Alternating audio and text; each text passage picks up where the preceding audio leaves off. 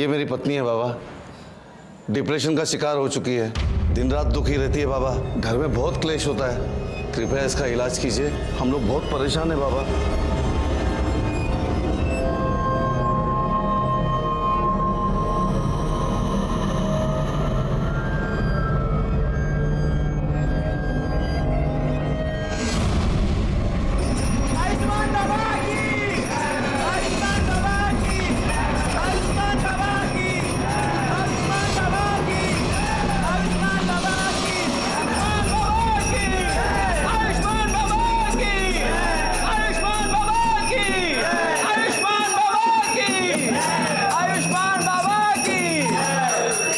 जा, ले जा अपनी पत्नी को घर, शीघ्र ही वह ठीक हो जाएगी।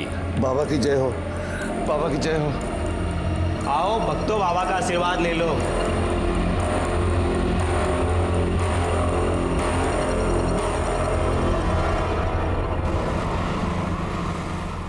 पानी आने एक गिलास। आंटी,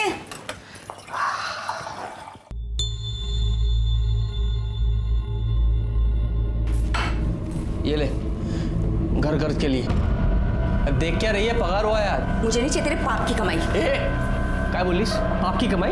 ये मेरी मेहनत का पैसा है। मेहनत का पैसा? हाँ, ये मेहनत का पैसा है तेरा या तेरे उस ढोंगी कमीने बाबा की पाप की कमाई है? ए बाबा को कुछ मत बोला, देख दांत तोड़ दूंगा मैं तेरे। तू भूल गया सब क्या किया था? वो बाबा जो भक्ति के नाम पे दूसरी औरतों की चुम्मा चाटी करता है। देख, मुझे तेरा नहीं पता, पर मुझे बहुत शर्म आती है इस पाप की कमाई खाने में। चल तेरी तो मैं।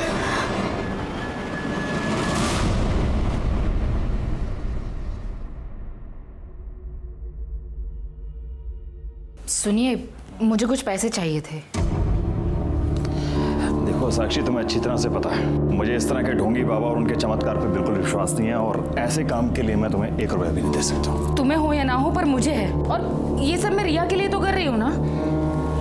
देखो साक्षी, मेरी प्यारी रिया को ठीक करने के लिए किसी ढोंगी बाबा की कोई जरूरत नहीं है, और खबरदार तुम इसे किसी के पास लेकर गई ऐसे बाबा के पास।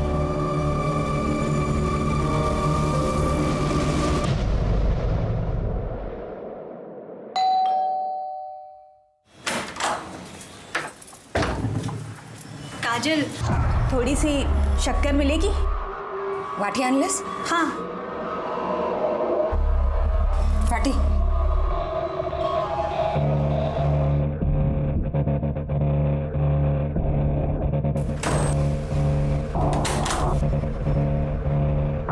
Again. और कुछ भी चाहिए? Thank you.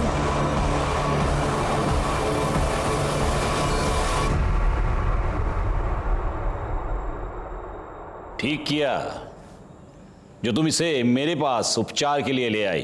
बाबा, मेरी रिया चल तो सकेगी ना? अवश्य।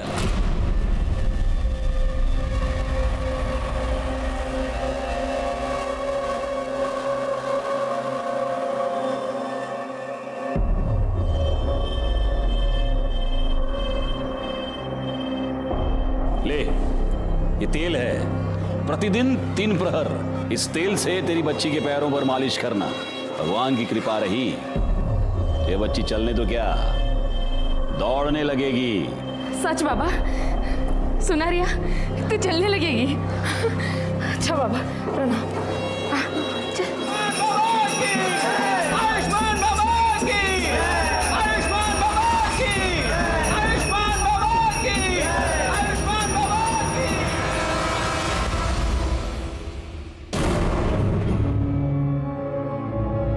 बेटा, बेटा क्या हुआ? बाप रे, क्या हो गया है लोगों को? इतने घटिया लोग भरे पड़े हैं ना, रेप पर रेप के केस आ रहे हैं। अब 60 साल के बुड्ढे ने एक 20 साल की लड़की का रेप कर दिया, बताओ। रिया, रिया बेटा, रिया बेटा क्या हुआ? क्या हुआ बेटा? रो क्यों रो? क्या हुआ? बेटा मुझे बताओ। अरे किसने कुछ कहा क्या? मुझे बताओ ना, क्या हुआ? अरे भाई ये रो क्यों रही है? क्या हुआ इसे? क्या हुआ बेटा? बेटा मुझे बताओ, क्या हुआ?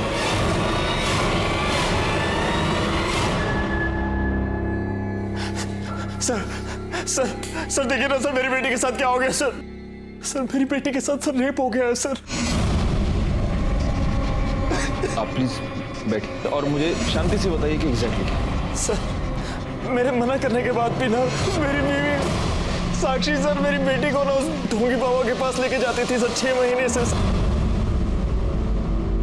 मैंने इसे मना भी किया था लेकिन सर इसने मेरी एक बात नहीं सुनी सर। मैंने इसको बोला भी था सर। अरे एक मिनट, ये सब यहाँ नहीं चलेगा, ये पुलिस स्टेशन है। आप बैठिए प्लीज।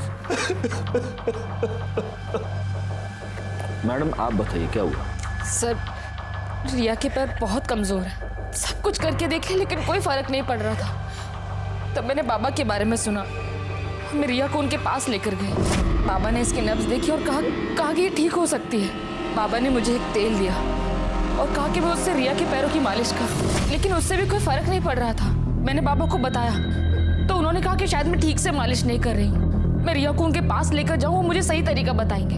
पहले तो मैं डर गई कि कोई अनजान आदमी मेरी बेटी के पैरों को हाथ लगाएगा। मेनका। जी बाबा। मेरी आंखों पर पट्टी बांधो।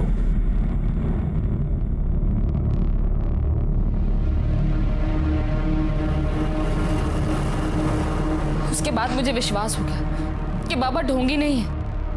लेकिन फिर 3 महीने पहले बाबा वो आज मेरे पास फीस के लिए पैसे नहीं हैं। अरे रे रे रे रे रे रे पैसे नहीं है तो कोई बात नहीं, अब पैसा ही सब कुछ थोड़ा ना है, क्यों बाबा, है ना। अब पैसा नहीं है तो उसके बदले कुछ और देना पड़ेगा। अलग चीज मतलब उसके बाद मैं तेल लेने के लिए अकेले आश्रम गई। वहां पर उन्होंने मुझे वेटिंग रूम में बैठने को बोला।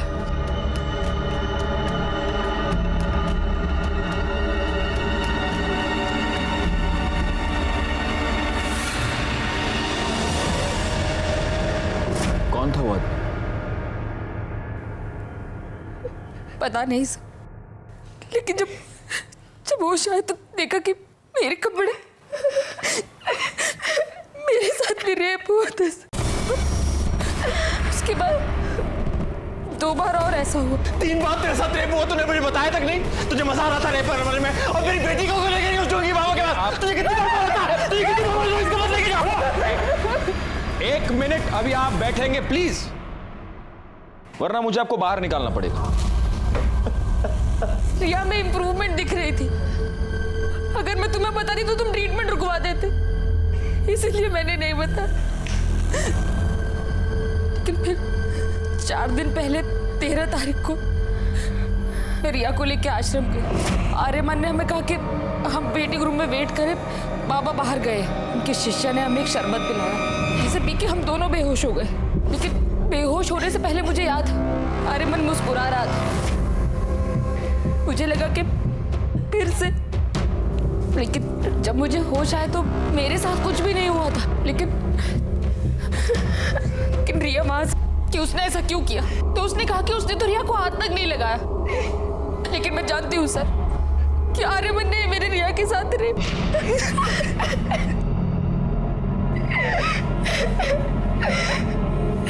बेटा क्या तुमने उस आदमी को देखा? वो आर्यमानी था? नहीं, वो आर्यमन नहीं, आयुष्मान बाबा। इंस्पेक्टर सर प्लीज उस बाबा और उसके बेटे को अरेस्ट कर लीजिए प्लीज सर। प्लीज सर हमें न्याय दिलवा दीजिए प्लीज सर। कामनी मैडम, बच्ची को मेडिकल एग्जामिनेशन के लिए ले जाइए, आप भी जा सकते हैं।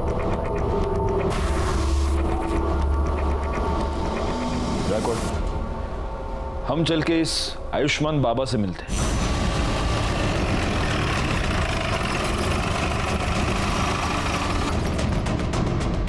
साक्षी हम पर ऐसे आरोप कैसे कर सकती है अपने बाबा के बारे में? देखिए आपको जो कुछ भी कहना है पुलिस स्टेशन चलकर कहिए। चलिए। साहब 1 मिनट बेटा, ये कोई आम आदमी चलते फिरते आदमी नहीं है, बाबा है आयुष्मान बाबा।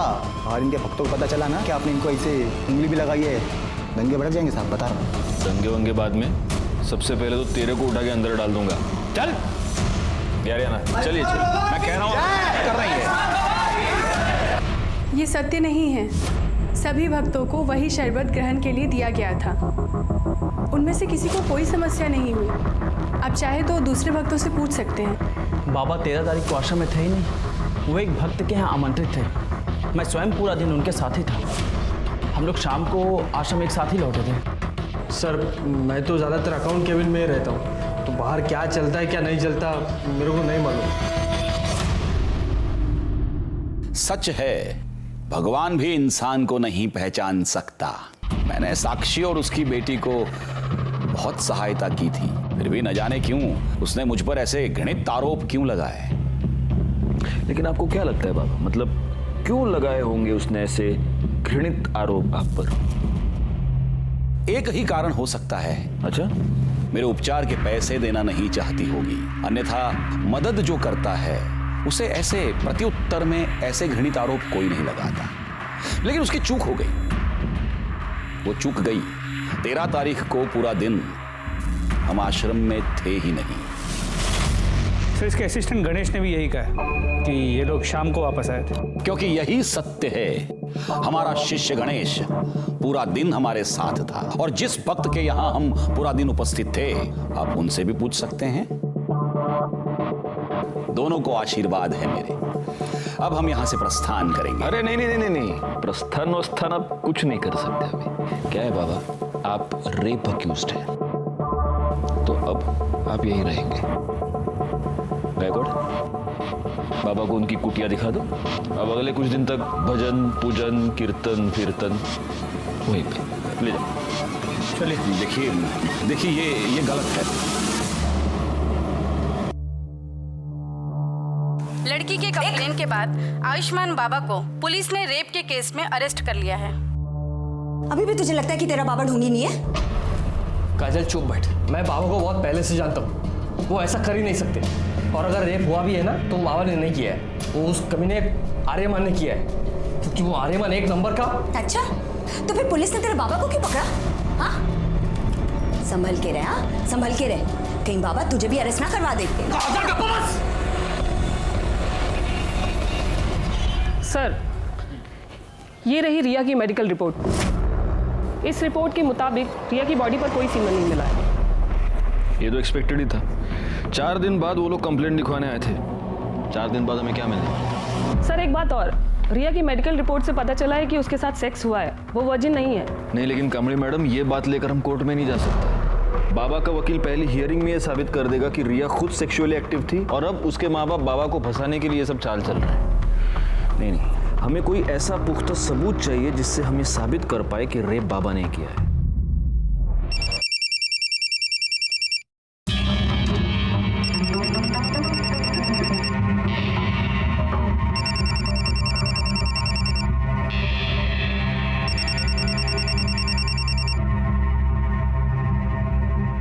हेलो, तेरी हिम्मत कैसे हुई बाबा के खिलाफ कंप्लेंट लिखवाने की? भूल गई बाबा कौन है? या तो कंप्लेंट वापस ले, वरना हम तुझे और तेरी बेटी को छोड़ेंगे नहीं।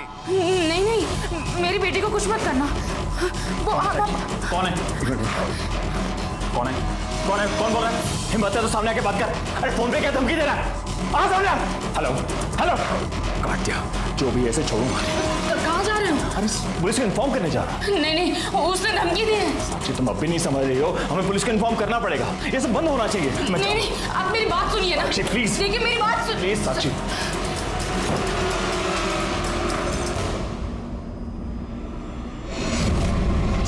कुत्ते, पहले मेरी बीवी और बेटी के साथ रेप करता है और फिर बाद में धमकी भरे फोन करवाता है। तू सोचता है मैं डर जाऊंगा? छोड़ूंगा नहीं तुझे साले। क्या चल रहा है? क्या चल रहा है? क्या कर रहे हैं? सर देखिए ना सर, मेरी बीवी के फोन पर सर किसी प्राइवेट नंबर से धमकी भरे फोन आ रहे हैं सर। कह रहे कंप्लेंट वापस ले लो, नहीं तो आपकी बेटी और बीवी को। सर कुछ कीजिए सर। एक मिनट बैकवर्ड, ये नंबर नोट कर लो और ये नंबर ट्रेस करो, पता करो ये नंबर किसका है, कहाँ से आया। आप प्लीज इनके साथ चलिए प्लीज। हाई चला, कमाल लगा। चला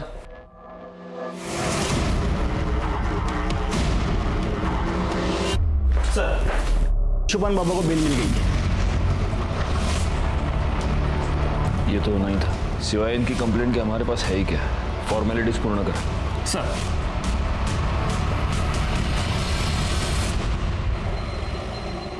रिया, भाई साहब आपने रिया को कहीं देखा क्या? नहीं। रिया, रिया को कहीं देखा क्या? नहीं। वॉचमैन भैया, रिया को कहीं देखा क्या? साक्षी, क्या हुआ? भाभी वो रिया ना नीचे वॉक करने के लिए आई थी। मैंने पूरा कंपाउंड देख लिया, कहीं मिल नहीं रही है। अरे इधर ही किधर होगी ना। क्या हुआ साक्षी, इतना घबराई हो क्यों? रिया कहीं मिल नहीं रही है प्रेमी। उसने उसे किडनैप कर लिया। उसने कहा था कि वो हम लोगों को नहीं छोड़ेगा। और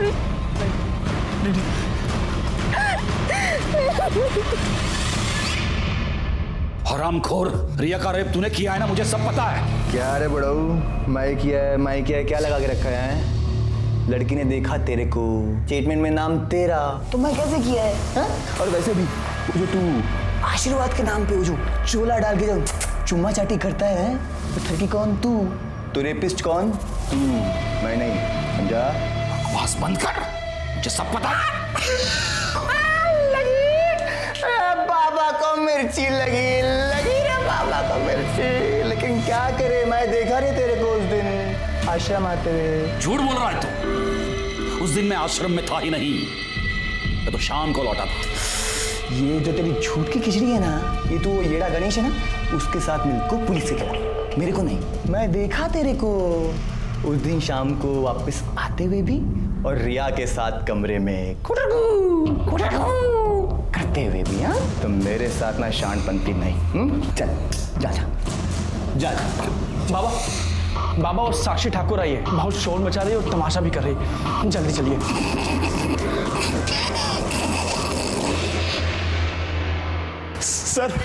सर हमारी बेटी रिया गायब हो गई है सर, उसे बचा लीजिए सर, उन्हीं लोगों ने सर किया है ये सब। लेकिन कब से गायब है वो? सर वो शाम को 5 बजे रोज की तरह नीचे वॉक करने गई थी। अपना फोन भी घर पर भूल गई। जब 6 बजे तक घर नहीं आया तो मैं नीचे दिखने के लिए गई। पूरी बिल्डिंग, पूरा कंपाउंड, सब जगह दिख लिया, लेकिन रिया कहीं नहीं मिली। सर उस बाबा ने ये किडनैप किया है सर, मेरी बेटी को बचा लीजिए सर। देखिए आप निश्चिंत रहिए, हम जरूर रिया को ढूंढ निकालेंगे।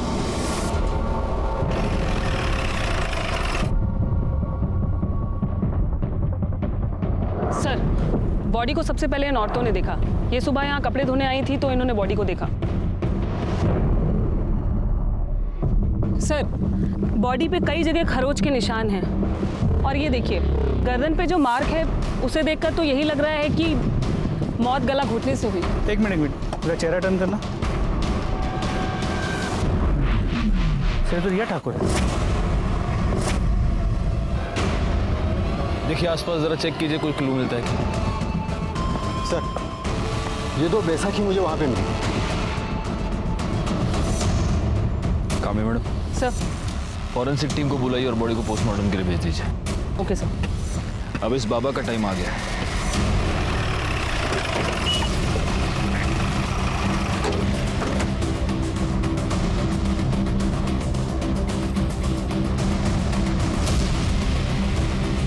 या तो ताला लगा हुआ।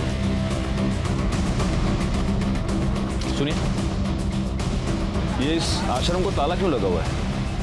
पता नहीं साहब, हम तो जब सुबह दुकान पे आए तो देखा कि ताला लगा है।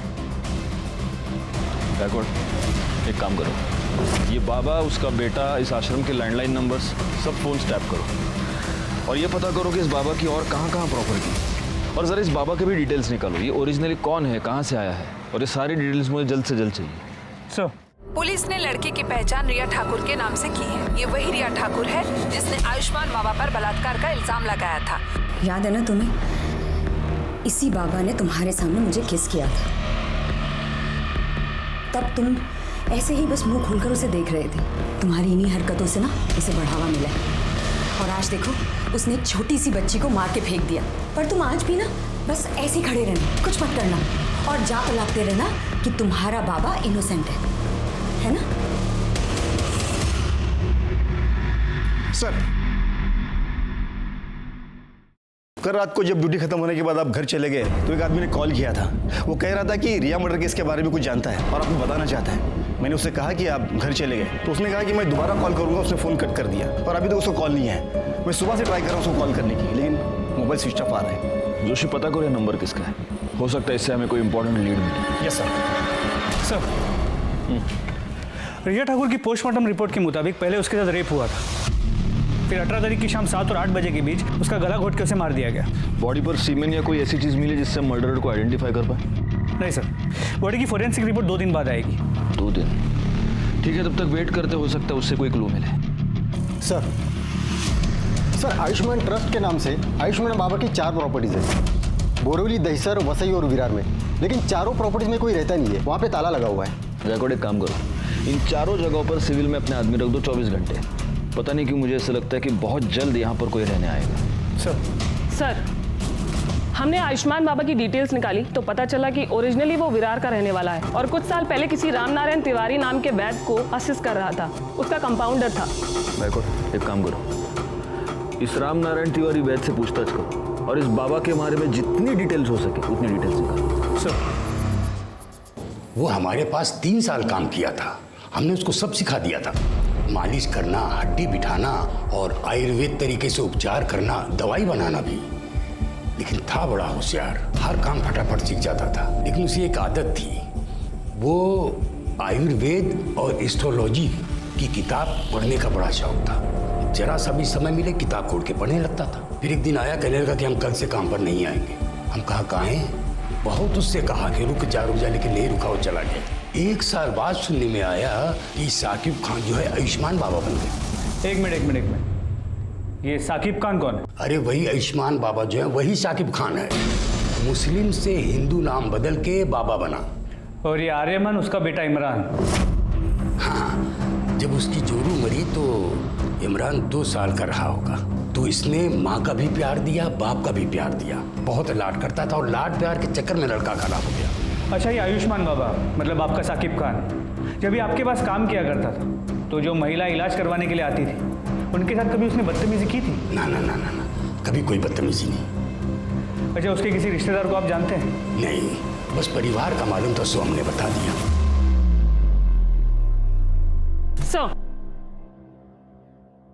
साक्षी ठाकुर को जिस प्राइवेट नंबर से थर्ड कॉल आ रहे हैं वो पिछले 24 घंटे में अलग अलग लोकेशन पर ऑन ऑफ हो रहा है। आपने ट्राई करके देखा? हाँ सर, हमने कई बार ट्राई किया पर हर बार ऑफ बता रहा है। और सर एक बात और, ये नंबर सूरज यादव के नाम पर रजिस्टर्ड है। हमने उसके घर का भी पता किया पर वो एड्रेस भी फेक निकला। आप लगातार ये नंबर ट्राई करते रहिए और उसकी लोकेशन ट्रेस कीजिए। सर, कल रात को जिस नंबर से कॉल आया था वो मोबाइल नंबर किसी निखिल परांजपे के नाम पे रजिस्टर्ड है। निखिल परांजपे? Yes sir. निखिल परांजपे तो आयुष्मान बाबा का अकाउंटेंट है, यानी कि वो हमें कोई इन्फॉर्मेशन देना चाहता है। हम यहाँ बैठे बैठे उसके फोन का वेट नहीं कर सकते। कामड़ी मैडम, एक काम कीजिए, आप फौरन जाके निखिल परांजपे के बारे में पता कीजिए। Yes sir.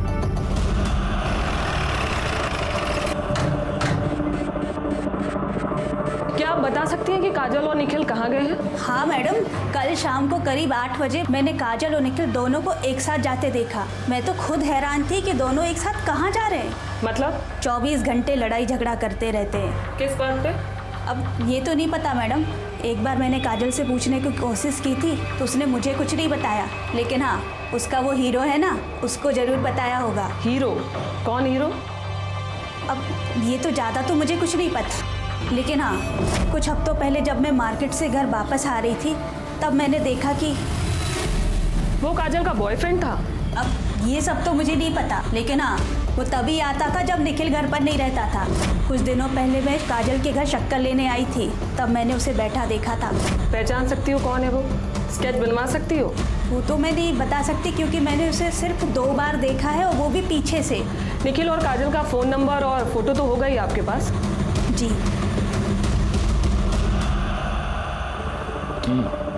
मतलब आयुष्मान बाबा सादिक खान है जो फ्रॉड करने के लिए एक हिंदू बाबा बना। गैकवाड, मैंने तुम्हें उसके प्रॉपर्टीज पर नजर रखने के लिए कहा था, उससे कुछ पता चला? नहीं सर, अब तक तो वहाँ कोई भी नहीं आया। और आसपास के लोगों से पूछताछ की तो समझा कि उन प्रॉपर्टीज में हमेशा ताला होता है, वहाँ किसी को आते जाते देखा नहीं है। उसके बैंक अकाउंट चेक किए? उसे पैसे की जरूरत तो पड़ती होगी। वहाँ से भी कोई लीड नहीं मिल पाया। जब से बाबा गायब हुआ है अकाउंट्स में ना कोई पैसे डिपॉजिट हुए हैं ना ही विड्रॉ। बड़ी अजीब बात है, एक फ्रॉड बाबा गायब होता है, उसके साथ उसका अकाउंटेंट गायब होता है और साथ में अकाउंटेंट की बीवी भी गायब होती है। अच्छा, अभी कामड़ी मैडम ये बता रही है कि बीवी का किसी के साथ अफेयर चल रहा था। हो सकता है इन दोनों के बीच में बहुत झगड़े थे इसीलिए उसका अफेयर चल रहा था, या फिर उसका अफेयर चल रहा था इसलिए झगड़े थे। कोई और रीजन लगता है? सर मुझे तो लगता है झगड़े का रीजन उसकी बीवी का अफेयर ही हो सकता है। लेकिन अगर ऐसा है तो कल शाम को दोनों एक साथ कहाँ पर गए थे? कहीं ऐसा तो नहीं कि मर्डरर को पता चल चुका था कि निखिल पुलिस को कोई इन्फॉर्मेशन देने वाला है, इसलिए इन दोनों मियाँ बीवी को साथ में कहीं पर बुला लिया? सर मुझे लगता है कि ये निखिल काजल और उसके बॉयफ्रेंड को कन्फ्रंट करना चाहता था, इसलिए उन्हें साथ लेकर गया। मगर काजल और उसके बॉयफ्रेंड ने निखिल को गायब कर दिया और दोनों भाग गए। पॉसिबल, लेकिन फिर भी ये थियरी है गायकवाड़। हम कंफर्म ये नहीं कह सकते कि निखिल अपनी बीवी के अफेयर की वजह से गायब है या फिर बाबा की वजह से। और गायब होकर गया कहाँ? सर, गोरे के जंगल एरिया में एक लाश मिली है।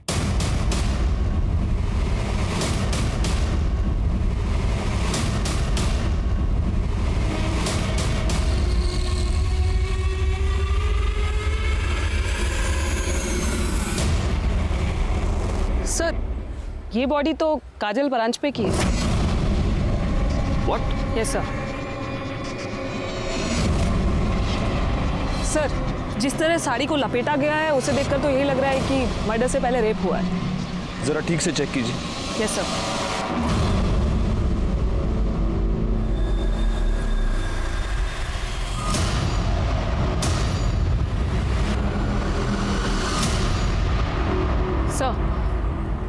सर, ये एक नहीं 2 बॉडीज हैं।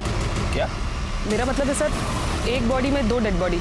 क्या बात कर रही हैं आप कामनी मैडम?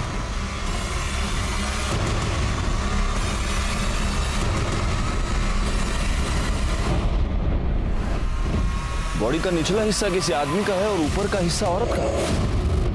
या तो ये निखिल हो सकता है या फिर काजल का बॉयफ्रेंड। ये हो सकता है कि निखिल ने काजल को और उसके बॉयफ्रेंड का मर्डर करके उन दोनों की लाश को ऐसे इस तरह से सिल दिया होगा। पर सर, बॉडी को कोई इस तरह स्टिच क्यों करेगा? हो सकता है वो ये स्टेटमेंट करना चाहता हो कि तुम दोनों का अफेयर था, तुम दोनों एक साथ आना चाहते थे, लो मैंने तुमको मार के एक कर दी। निखिल तो साइको लग रहा है। बिल्कुल है, लेकिन ये सब तब तक एक थियरी है जब तक हमें ये पता नहीं चलता कि ये बॉडी का निचला हिस्सा आखिर किसका है। कामनी मैडम, सर, बॉडी को पोस्टमार्टम के लिए भेजने का इंतजाम कीजिए और फॉरेंसिक टीम को बुला लीजिए। Yes sir. पता कैसे चलेगा कि ये बॉडी का निचला हिस्सा किसका है? सर, एक आइडिया है। काजल के नेबर्स ने कहा था कि उन्हें यहाँ 1 साल हो गया है। हो सकता है इस बीच को कभी बीमार पड़े और कभी अपना ब्लड टेस्ट किया, तो आसपास के लैब से कुछ इन्फॉर्मेशन मिल सकती है। मतलब ब्लड ग्रुप से? जी सर। Good idea. एक काम करो, उनके घर के आसपास जितने भी पैथोलॉजी लैब्स हैं वहाँ पर पता करो इमीडिएटली। सर, पैथोलॉजी लैब से मिली रिपोर्ट और पोस्टमार्टम रिपोर्ट में जो ब्लड ग्रुप आया है उससे ये साफ होता है कि लोअर बॉडी निखिल परांजपे की है। नहीं, लेकिन अगर निखिल परांजपे और काजल के बॉयफ्रेंड का ब्लड ग्रुप सेम हुआ तो? सर, ये तो मैंने नहीं सोचा था। पोस्टमार्टम रिपोर्ट के मुताबिक काजल का मर्डर 19 मई को रात 9 से 10 के बीच हुआ है और मृणाल ने हमें बताया कि उसने उन दोनों को 8 बजे घर से निकलते हुए देखा। मतलब निखिल ने यहाँ फोन करने के तुरंत बाद।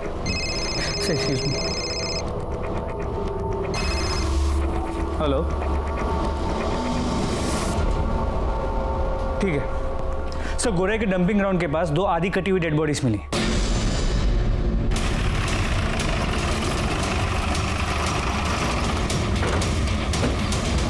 सर, मैंने ही आपको फ़ोन किया था। सुबह जब काम पे जा रहा था तभी ये मैंने देखा और 100 नंबर पे मैंने डायल किया। थैंक्स। जोशी, बगा। सर, ये बॉडी तो निखिल की है। मतलब इसे इतना तो क्लियर हो गया कि उस बॉडी का निचला हिस्सा निखिल का था। सर, सिर के पीछे गहरी चोट है। हो सकता है मौत की वजह ये चोट ही है। सर, ये देखिए।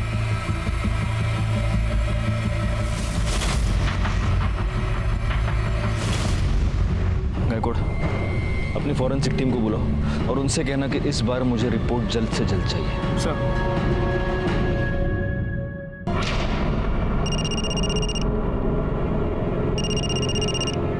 हाँ सर। कोई अपडेट? सर, मैं यहाँ पे कब से नजर रखे हुए हूँ लेकिन कोई हलचल नहीं। सर, मैं यहाँ पे कब तक रुकूँ? वो बोलता हूँ मैं, लेकिन अभी के लिए वहाँ पे नजर रखो। ठीक है सर, ओके।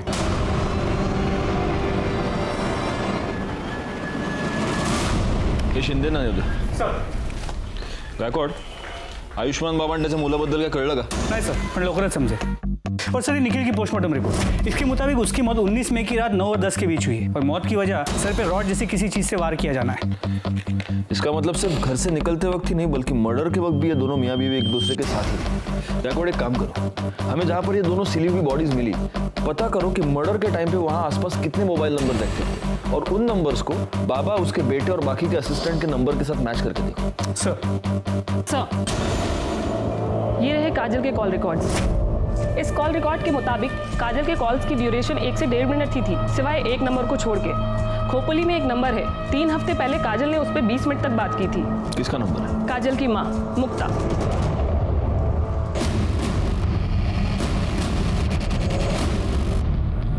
बड़ी अभागन थी मेरी काजल, तिच्या नशिबात सुखच नव्हतं। हम जब पालघर के पास नांदोर गांव में रहते थे तब काजल दूसरे बिरादरी के लड़के के साथ भाग गई। पूरे गांव ने हमें बेदखल कर दिया। हम लोग दर दर भटकने लगे, कभी यहाँ गावात कभी त्या गावात। अभी 1 महीना पहले नवीन को यहाँ काम मिला। 3 हफ्ते पहले आपकी काजल से बात हुई थी? हो सर, 1 महीने पहले की बात है सर। मेरी जानने वाली को मुंबई में काजल बाजार में टकरा गई। उसने मुझे फोन किया, काजल ठीक है, और उसने काजल का नंबर दिया। मैंने सोचा मैं उससे बात नहीं करूंगी, क्या करूं, माँ हूं ना। मैंने उसे फोन किया, बड़ी खुश लग रही थी वो फोन पर। उसने कहा कि वो मुझसे मिलने आने वाली है, पर नहीं, वो नहीं आई। उस निखिल के घर वालों ने मारा है साहब मेरी ताई को। साहब हमारी ताई उसे कभी पसंद नहीं थी, हम लोग अलग बिरादरी के हैं ना, इसीलिए। वैसे 19 तारीख को तुम कहाँ थे? मैं काम पे था साहब, विट्ठल और मैं साथ में ही काम पे जाते। विट्ठल कौन? हमारा पड़ोसी, इधर बाजूला रहा। निखिल की फैमिली का नांदौर का एड्रेस है आपके पास? ठीक है सर, विट्ठल ने कंफर्म किया है 19 मई को नवीन उसके साथ सुबह से शाम तक गोडाउन में ही था। एक काम करते, निखिल के घर चलकर पता करते कि इस नवीन की बात में कितनी सच्चाई है। मैंने कितनी बार निखिल को समझाया था कि काजल तेरे लिए ठीक नहीं है, फिर भी उसने मेरी एक बात नहीं मानी। इसलिए तुमने उन दोनों का पता लगाया, उनका मर्डर किया और अपना बदला पूरा किया। क्या बात कर रहे हो साहब? मैंने खुद उन दोनों की शादी करवाई थी। बिरादरी में रहने के लिए नाटक किया था कि वो दोनों गांव से भाग गए। दरअसल मुझे पहले से ही पता था कि वो दोनों मुंबई में कहाँ रहते हैं, क्योंकि वो घर मैंने ही भाड़े पे लेके दिया था उन्हें। हर दूसरे दिन मेरी निखिल से बात होती थी। फिर मैं अपने बेटे और बहू को क्यों मारूंगा? फिर एक बार हम डेड एंड पर आकर पहुंच चुके थे। हालांकि फॉरेंसिक रिपोर्ट से यह पता चला था कि रिया के नाखून में किसी के स्किन फ्रैगमेंट्स पाए गए थे, लेकिन वो स्किन फ्रैगमेंट्स किसके थे ये पता लगाने का कोई भी तरीका हमारे पास नहीं था। दूसरी तरफ हमारी ये थियरी थी कि काजल और निखिल का मर्डर या तो काजल के लवर ने किया है या आयुष्मान बाबा ने। काजल और निखिल के मर्डर स्पॉट पर एक्टिव नंबर्स का हम इंतजार कर रहे थे और हमें इंतजार था सूरज यादव का भी, जिसे ट्रेस करना काफी मुश्किल हो रहा था क्योंकि उसका मोबाइल नंबर लगातार ऑन ऑफ हो रहा है। ऐसे में आयुष्मान बाबा के प्रॉपर्टीज पर नजर रखने का हमारा प्लान कामयाब हो गया जब हमें यह पता चला कि उसकी वसई की प्रॉपर्टी पर कोई आया है।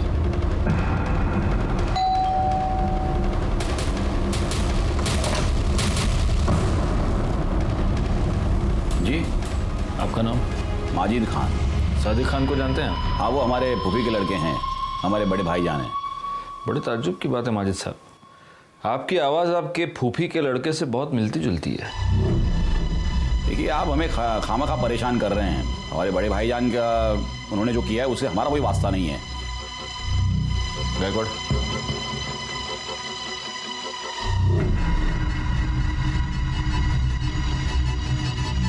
बड़े ताज्जुब की बात है।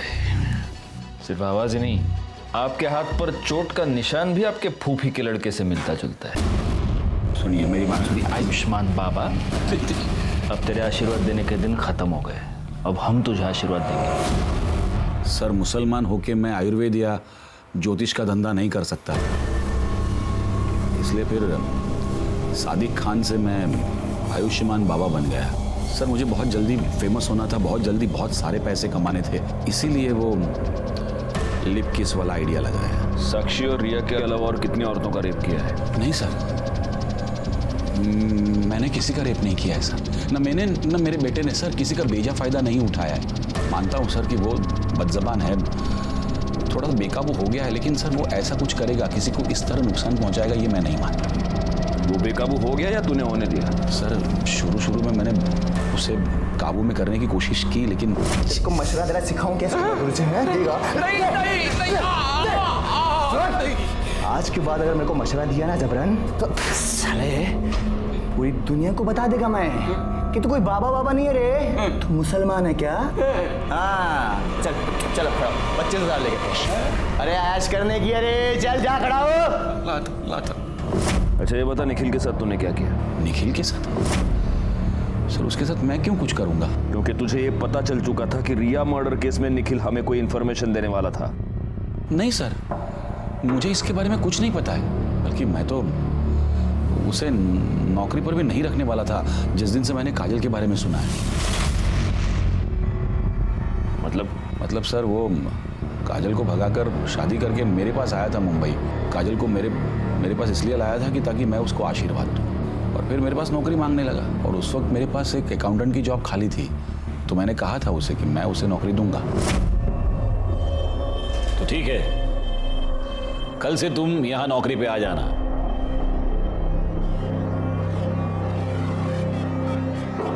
मेरी बीवी है।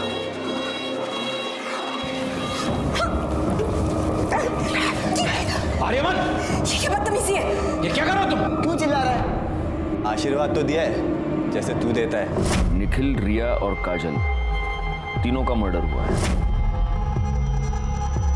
बता इसमें से कौन सा खून तूने किया, कौन सा तेरे बेटे ने किया, या दोनों ने मिलके किए तीनों खून? नहीं सर, हमने किसी का खून नहीं किया, सच कह रहा हूँ सर। अगर मर्डर नहीं किया तो भाग क्यों गया था? रिया के बारे में सुन के डर गए थे हम लोग।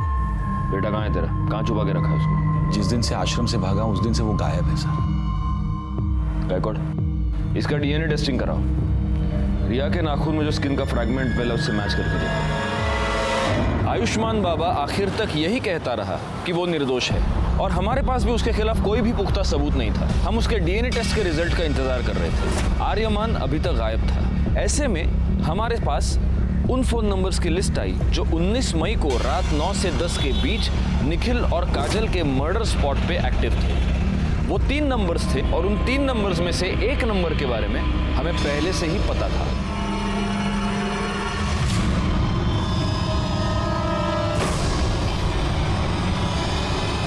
ताई की वजह से हमने बहुत दुख देखे थे साहब। मैं उससे बदला लेना चाहता था, पर पता नहीं था कि वो कहाँ रहती है। फिर पता चला कि आई को उसका फोन नंबर मिला है। तो तू पहली बार में ही कामयाब हो गया। तूने काजल को फोन करके गोराई बुलाया और वहां पे तूने उसको मार दिया। नहीं साहब, पहले मैं उसके घर गया था उसको मारने के लिए, लेकिन तब उसकी पड़ोसी ने मुझे देख लिया। दूसरी बार अखबार वाला पैसे लेने आया था। तो वो तू था जिसको मृणाल ने देखा था?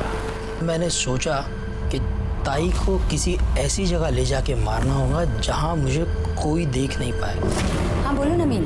वो कुछ काम से मैं मुंबई आया था, तो आपसे कुछ जरूरी बात करनी है, मिलना था। अरे पर ताई, मैं वो सब आपको मिलके बताता हूँ। आप एक काम कीजिए, आप मुझे गुराई के पास आके मिलिए। अच्छा ठीक है, मैं आती हूँ। क्या हो गया, यहाँ क्यों बुलाया? घर आ जाता ना। छोड़ूंगा नहीं। छोड़ उसे। देखा, मैंने तुझे कहा था इसे सुनसान जगह पे बुला, जरूर कुछ गड़बड़ है। सब उसके बाद मैं घर जाके विट्ठल को मना लिया, ताकि कल को अगर पुलिस पूछे तो उनसे झूठ कहे कि मैं दिन भर उनके साथ था।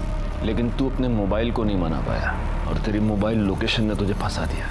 निखिल और काजल के मर्डर की चार्जशीट फाइल करो इसके। मिली थी कि सूरज यादव, जिसने साक्षी को थ्रेटनिंग कॉल किया था, वो एक प्रोस्टिट्यूट के पास रेगुलरली जाता है। सर उसी एरिया में भी सूरज का फोन स्विच ऑन हुआ और उसने एक फोन कॉल किया जिसे हमने रिकॉर्ड कर लिया है। सर सुनिए वो क्या कह रहा है।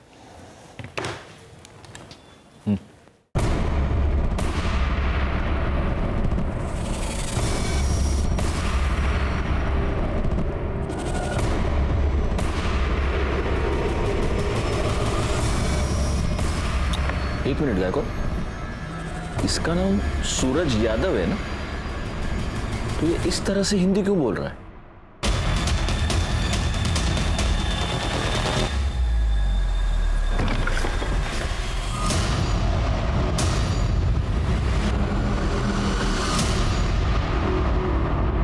क्या बुलाऊं तुझे? आर्यमान, इमरान या फिर सूरज यादव?